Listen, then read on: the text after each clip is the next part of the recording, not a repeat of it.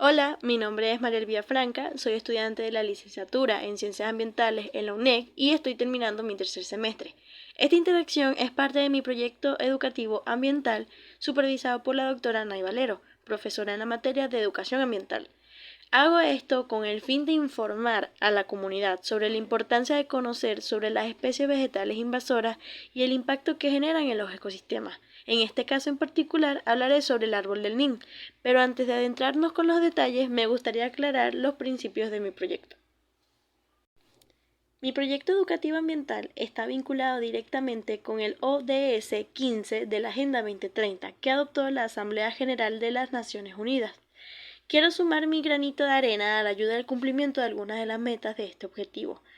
Algunas de estas metas son: la meta 5, por ejemplo, es adoptar medidas urgentes y significativas para reducir la degradación de los hábitats naturales, detener la pérdida de biodiversidad biológica y proteger las especies amenazadas y evitar su extinción.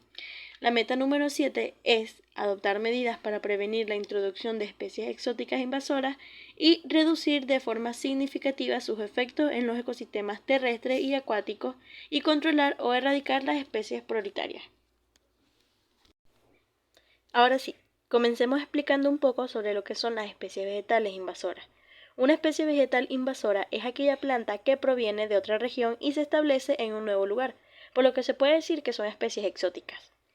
Compiten con los primeros ocupantes y pueden llegar a desplazarlos. Es importante aclarar que no todas las especies exóticas son invasoras.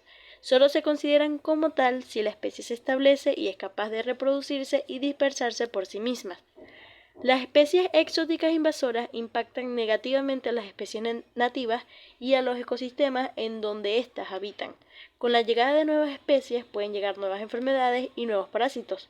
Esto, en conjunto con otros factores, conlleva a la alteración en el comportamiento y la reproducción de las especies autóctonas, lo que significa que, en la medida que el efecto a nivel de especie se propaga, los efectos negativos se reflejan también a nivel ecosistémico. Con esto en mente, toca hablar sobre la especie que originó mi proyecto, el árbol del Nim. El Nim es una especie originaria de la India que llegó por acción del hombre al estado Falcón hace más o menos 25 años. Esto sucedió porque sus semillas contienen compuestos para producir plaguicidas orgánicos de bajo impacto ambiental y además contiene amplias propiedades medicinales, lo cual hizo llamativa a esta especie. Las características físicas más llamativas del árbol de Nim son: presentan una copa ancha con un abundante follaje durante todas las temporadas del año, sus hojas son de color verde oscuro y los márgenes ellas presentan formas como de zigzag, su fruto es amarillo verdoso en forma de aceituna de 2 centímetros de largo, tiene flores blancas de más de 25 centímetros y normalmente están dispuestas por racimos y puede llegar a medir entre 15 y 40 metros de altura. La introducción de una determinada especie sin ningún tipo de evaluación ambiental previa puede repercutir de forma directa e indirecta sobre el equilibrio de los ecosistemas. Por esta razón es conveniente hacer énfasis en la importancia de evaluar el comportamiento de las especies exóticas no solo en los ecosistemas de los cuales provienen, sino también en los ecosistemas a intervenir. Así pasó con el árbol del Nim. Se emocionaron por sus cualidades, pero no repararon en los efectos que tendría en nuestro ecosistema. Aclaro que no es un problema solo en mi ciudad, Puerto Ordaz, sino que también han habido reportes en los estados Falcón y en el estado Zulia. Pero veamos, ¿por qué sigo insistiendo con que el árbol del Nim es negativo para nuestro ecosistema? Bueno, este tiene algunos efectos resaltantes como lo son el desplazamiento de la avifauna local y el efecto alelopático. El desplazamiento de las aves nativas se debe a que el uso del árbol del Nim en la arborización de las principales vías urbanas aleja a las aves de estas zonas por el sabor amargo de su fruta. Puede parecer un efecto con poca importancia, pero que las especies animales comiencen a desplazarse de sus hábitats naturales ocasiona un desequilibrio ambiental que nos afecta directamente a la población. Por otro lado, el árbol de Nim cuenta con un efecto alelopático, por lo que son muy pocas las especies que se pueden desarrollar a su alrededor. La alelopatía se define como la influencia directa de un compuesto químico liberado por una planta sobre el desarrollo y crecimiento de otra planta. Esto genera la disminución de especies vegetales nativas, lo cual también contribuye al colapso del ecosistema. Entonces sí, el NIM influye negativamente y se deben llevar a cabo medidas para su control y manejo.